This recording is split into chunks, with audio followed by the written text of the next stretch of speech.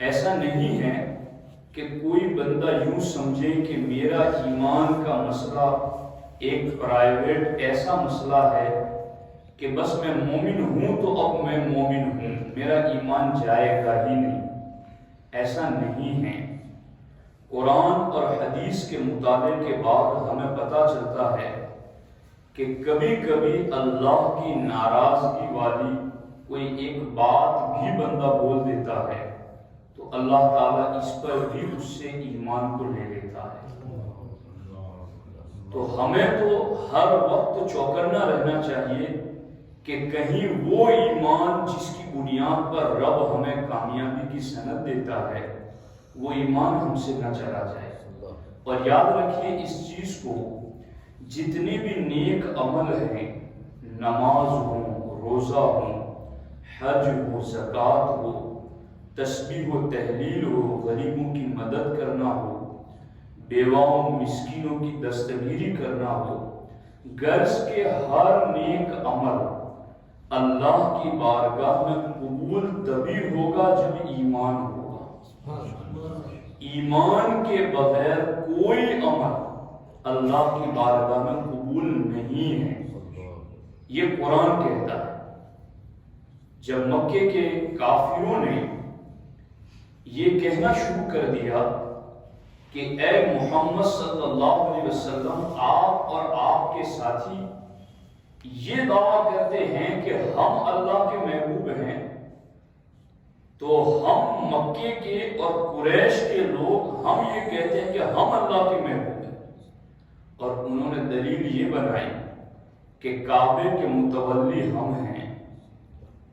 چاہے زمزم کے مالک ہم ہیں، اور حاجیوں کے خدمتگار خدام ہم ہیں، کعبے کی دربانی اور متولیت یہ سب کچھ ہمارے پاس میں ہے۔ تو یہ ساری چیزیں ہمارے پاس ہے تو ہم اللہ کے محبوب ہیں۔ تو اللہ نے قرآن میں آیت نازل فرمائی، اجعلتم سقایۃ الحاج وعمارۃ المسجد الحرام کمن آمن باللہ والیوم الآخر، کیا تم نے حاجیوں کو پانی پلانا وعمارۃ المسجد الحرام اور مسجد حرام کی مرمت کرنا، ریپیرنگ کرنا، تعمیر کرنا، کیا تم نے اس عمل کو ایمان کے برابر سمجھ لیا ہے؟ لا یستوون، اللہ رب العزت فرماتا ہے کہ بغیر ایمان کے تم کعبے کے متولی ہی کیوں نہیں بن جاتے، بغیر ایمان کے تم حاجیوں کو پانی پلانے والا عظیم عمل ہی کیوں نہیں کر لیتے، بغیر ایمان کے تم مسجد حرام کی تعمیر کرنے والا کام ہی کیوں نہیں کر لیتے۔ اللہ کی بارگاہ میں بغیر ایمان کے تمہارا یہ عمل قبول نہیں ہے۔ سمجھ آ رہی ہے آپ لوگوں؟ اس لیے ساتھیوں، سنی علماء، اور یہ بات سنی علماء ہی بتائیں گے، چونکہ جو چور ہوتا ہے وہ کیسے کہے گا کہ چوری یہ ہوتی ہے تم ہوتی ہے۔ اس لیے ہمیشہ سنی علماء آپ کو سب سے پہلے ایمان اور عقیدے کی بارے میں تاکید کرتے ہیں، اور یہی چیز اللہ کا بھی طریقہ ہے۔ رب فرماتا ہے کہ کامیاب ہو گئے ایمان والے۔ نماز کا ذکر بعد میں ہے، زکوٰۃ کا ذکر بعد میں ہے، لغو و باتوں سے بچنے کا ذکر بعد میں ہے، ساری نیکیوں کا ذکر بعد میں ہے۔ سب سے پہلے رب نے یہاں کامیابی کی بشارت دی تو ایمان والوں کو دی۔ اس لیے یاد رکھیں، کہیں کوئی نیک عمل کی بات سن کر یہ نہ سمجھ لیں کہ چلو ایمان کی تو کوئی فکر نہیں ہے، بس عمل کرو اور پھر اللہ کی بارگاہ کے مقبول بن جاؤ۔ تو یہی بات کہ ایمان کے بغیر عمل سے اللہ کا مقبول بننا، یہ مشرکین کا نظریہ ہے، یہ مکے کے کافروں کا نظریہ ہے، یہ مکے کے بت پرستوں کی بات ہے۔ آج ہم اپنے گجرات اور ہند میں مسجد بنا کر یہ سمجھیں کہ ہم نے اللہ کا گھر بنایا، وہ تو بیت اللہ کے متبل، وہ بیت اللہ کی تعمیر کرنے والے، مگر رب نے فرمایا تمہارا عمل کتنا بھی بڑا ہو، ایمان نہیں ہے، فَجَعَلْنَاهُ هَبَاءً مَنْثُورًا، تو ہم نے تمہارے عمل کو ریت کے ذروں کی طرح بکھیر کر رکھ دیا۔ وَالَّذِينَ كَفَرُوا أَعْمَالُهُمْ كَسَرَابٍ،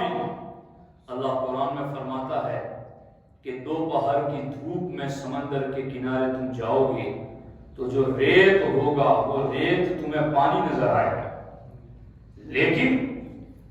کسراب بقیۃ یحسبہ الظمآن ماء،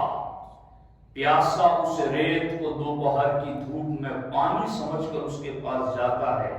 جاؤں گا پیاس بجھے گی، حتی اذا جاء لم یجدہ شیئا، اللہ فرماتا اس ریت کو پانی سمجھنے والا جب وہاں قریب گیا تو وہاں تو پانی تھا ہی نہیں۔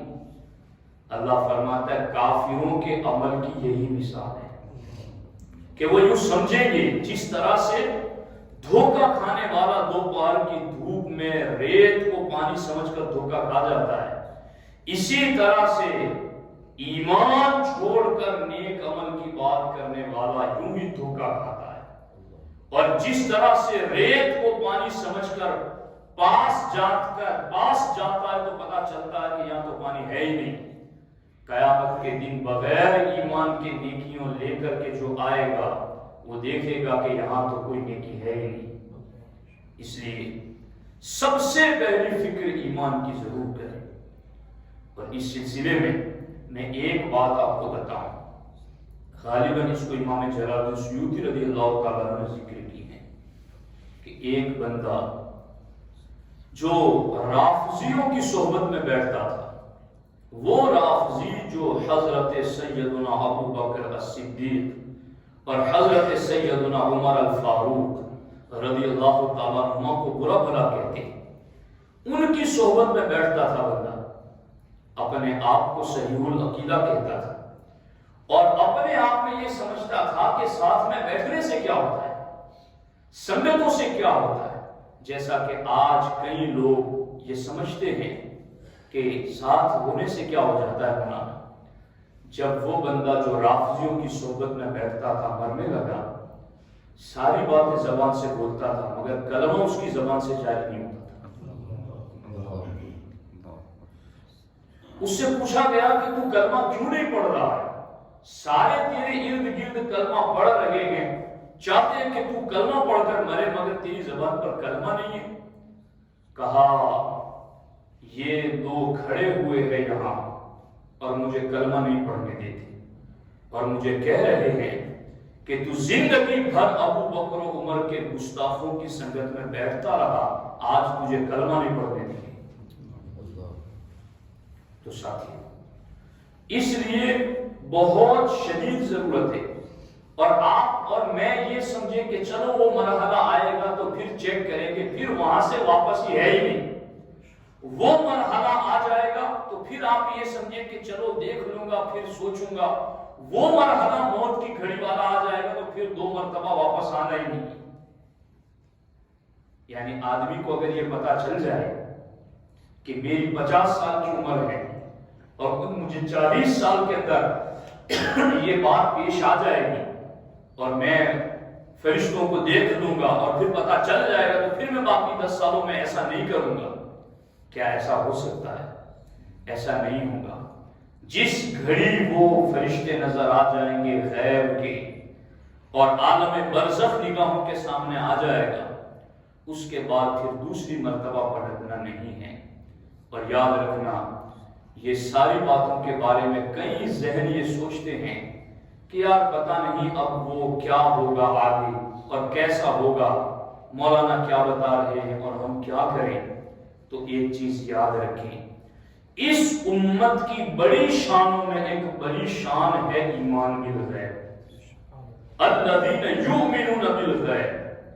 ہمیں اپنی آنکھوں دیکھی بات پر وہ یقین نہیں جو ہمارے محبوب علیہ السلام کے فرمائے ہوئے پر یقین ہے۔ تو بن دیکھے ایمان یہ اس امت کی شان ہے،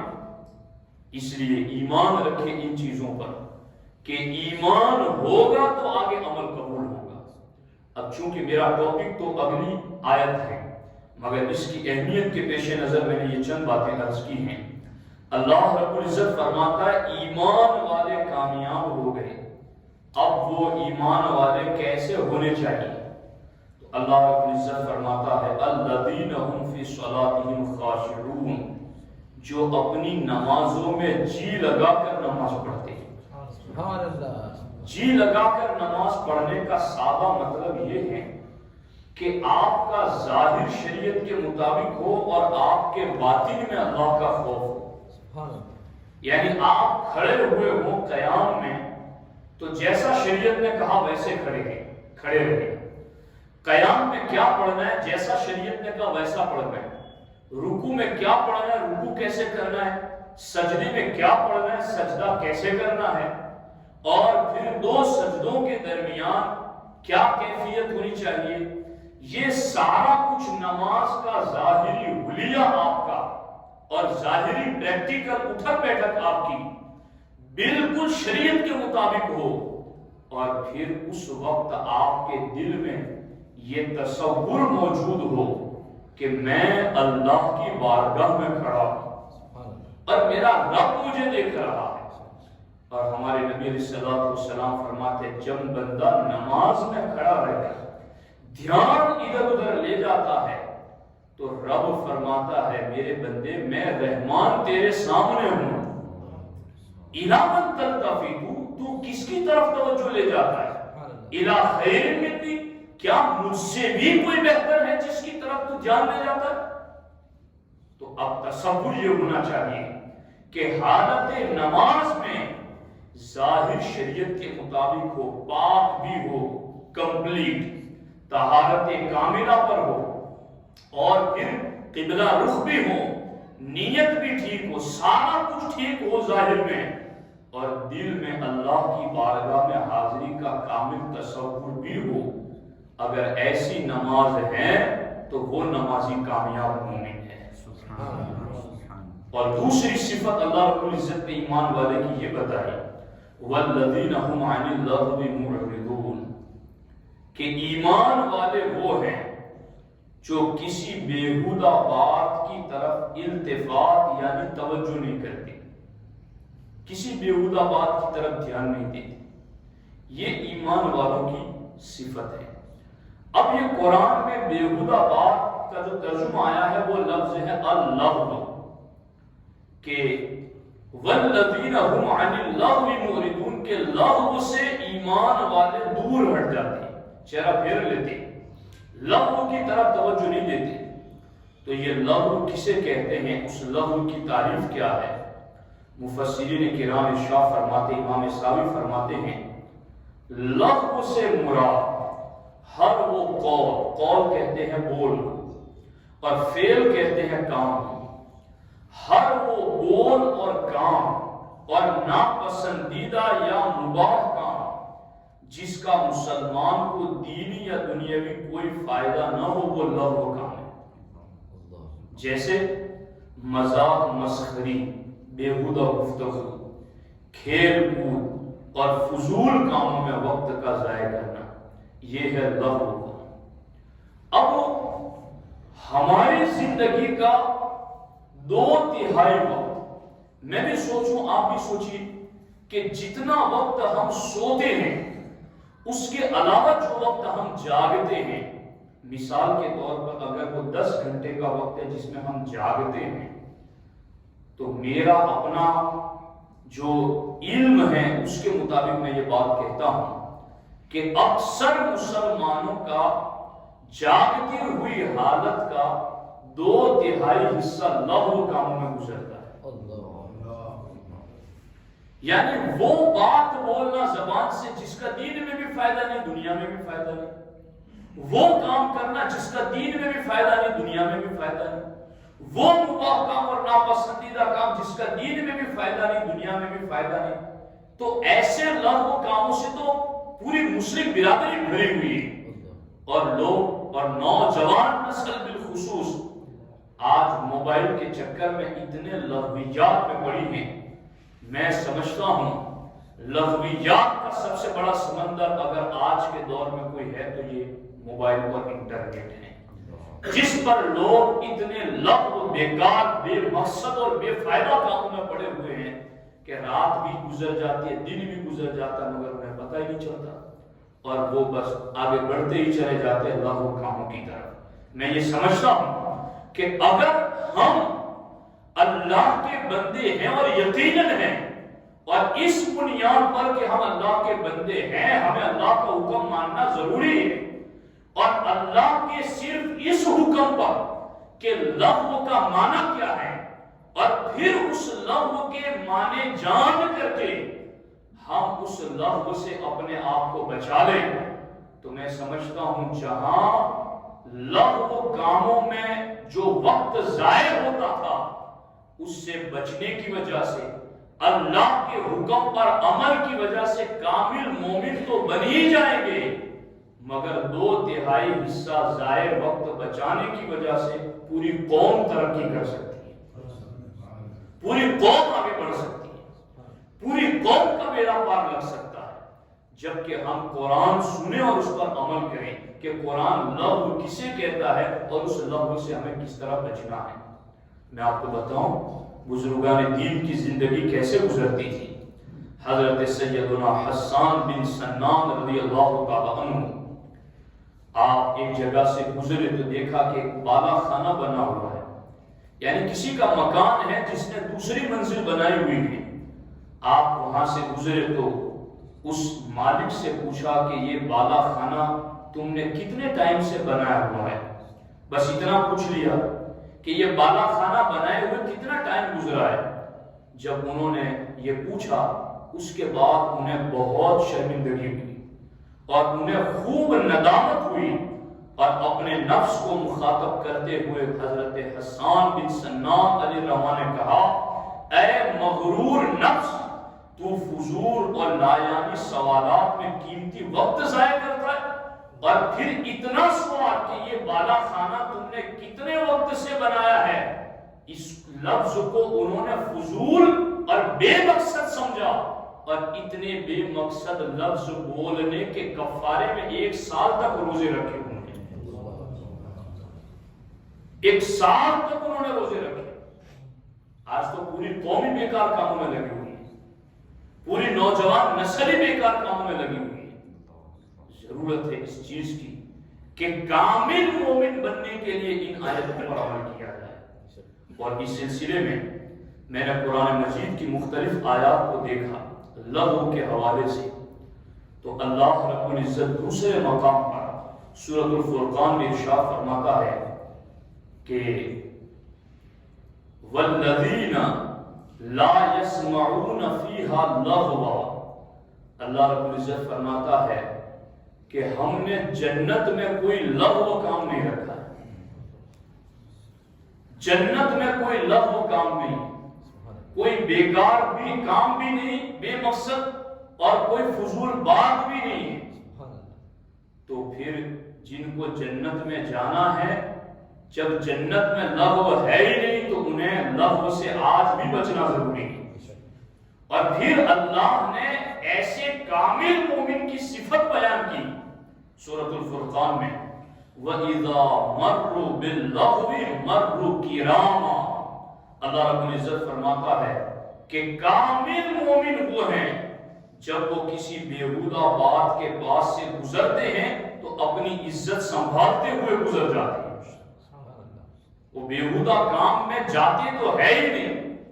لیکن اگر کبھی بیہودہ کام چل رہا ہو اور وہاں سے ان کا گزر ہو جائے تو پھر دھیان ادھر نہیں دیتے، اپنی عزت بچاتے ہوئے وہاں سے گزر جاتے ہیں۔ اور دوسرے مقام پر رب ذوالجلال نے سورۃ القصص میں ارشاد فرمایا، وَإِذَا سَمِعُوا اللَّغْوَ أَعْرَضُوا عَنْهُ، اور جب بیہودہ بات یہ کامل مومن سنتے ہیں تو منہ پھیر لیتے ہیں، اور کیا کہتے ہیں، لَنَا أَعْمَالُنَا وَلَكُمْ أَعْمَالُكُمْ، ہمارے لیے ہمارا عمل ہے، تمہارے لیے تمہارا عمل ہے، سلام علیکم، بس تمہیں سلام ہو، لا نبتغی الجاہلین، ہم ایسے بیہودہ کام میں پڑے ہوئے جاہلوں سے دوستی نہیں کرتے۔ اللہ فرماتا ہے یہ بولی ان کی ہوگی جو کامل مومن ہے، وہ یہ نہیں کہیں گے کہ چلو سوسائٹی کا فنکشن ہے اور علاقے کے بچے ٹورنامنٹ کھیل رہے ہیں، میں بڑا ہوں تو مجھے جانا پڑے گا. ایسا نہیں ہے، بلکہ ان کی بولی کیا ہوگی کامل مومنین کی. رب فرماتا ہے وہ اسپیشلسٹ تو بیہودہ کام میں پڑے گے ہی نہیں. اگر بیہودہ کام سن لے دیکھ لے تو پھر وہاں جاتے نہیں، اپنا دامن اپنی عزت بچاتے ہوئے گزر جاتے ہیں اور انہیں کچوکا بھی لگاتے ہیں یہ کہتے ہوئے کہ لا نبتغی الجاہلین، تم جو بیہودہ لغو کام میں پڑے ہوئے ہو یہ جاہلوں کا کام ہے اور ہم ایسے جاہلوں سے دوستی نہیں کرتے. یہ اہل ایمان کی لغو کام کے حوالے سے بولی بھی رب نے قرآن میں ذکر فرمائی کہ اہل ایمان کی بولی کیا ہوگی. اب تو لوگ انتظار کرتے ہیں نا کہ کب سیزن آئے میچ کا، کب سیزن آئے وہ تفریحوں کا کہ رات میں دیر تک ہم لوگ جاگی کہے لگائیں اور بس. تو پھر غور کیجئے کہ مومن کامل کیسے بن سکیں گے یہ لوگ. اس سلسلے میں حضرت سیدنا عبداللہ بن مسعود رضی اللہ تعالیٰ عنہ کو ہمارے نبی علیہ السلام نے جو بشارت دی وہ قابل توجہ ہے. ابن عساکر نے ابراہیم بن میسرہ سے روایت کی، فرماتے بلغنی ان ابن مسعود مر بلغو معرضا ولم یقف،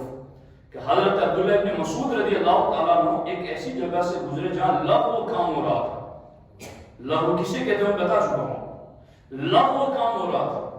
تو آپ نے اس لغو کام کی طرف دھیان نہیں دیا، کھڑے بھی نہیں رہے، منہ پھیر کر چلے گئے. ہمارے نبی علیہ السلام نے سنا تو سرکار نے کیا بشارت دی. سرکار دو عالم صلی اللہ علیہ وسلم نے فرمایا لقد اصبح ابن مسعود غمسا کریما.